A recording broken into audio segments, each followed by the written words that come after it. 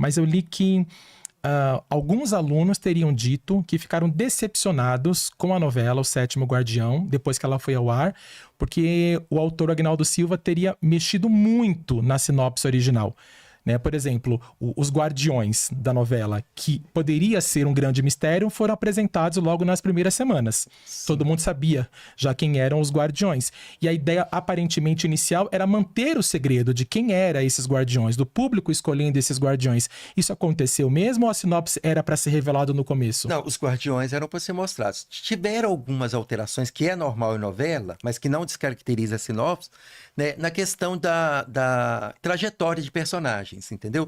Não sabemos o motivo, se foi, né, qual o motivo que, né, decidiram por essas mudanças, até mesmo que a novela, né, ela é escrita por uma equipe, né, tem o autor principal que faz as escaletas, que é o resumo de cada cena, né, e, né, os colaboradores. Então, assim, às vezes eu penso de um jeito, mas fulano pensa de outro. Então, nós não sabemos por que foram feitas essas mudanças, né, mas essas mudanças realmente interferiram, né, no desenvolvimento da história, né? A história que era para ser uma história profunda, né? Que poderia ter virado um grande sucesso, embora não tenha sido um grande fracasso, referente, né? Se você for olhar hoje, o Sétimo Guardião não é mais a pior audiência da história. Nós, né? Infelizmente, né? O Sétimo Guardião, ele pegou uma fase de mudança na TV.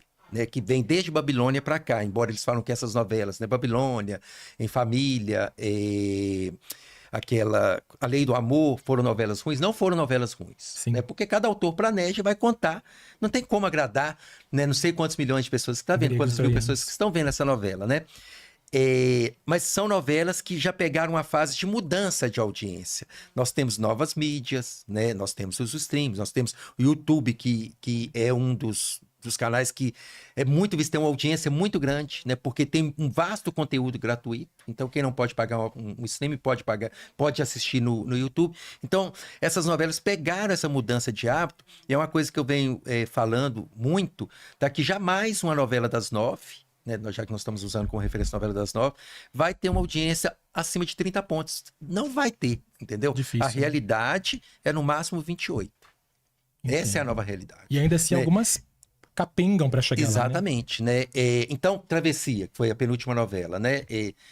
Foi uma boa novela dentro do contexto que a autora decidiu contar a história. Ela é dona da história, né? Ela decidiu contar daquela maneira. Não agradou a todos, né? Tiveram, sim, coisas que eles chamam de incoerência, mas a gente tem que entender que novela é ficção. E na ficção, a gente pode usar algumas licenças, né? Para brincar com algumas situações, para...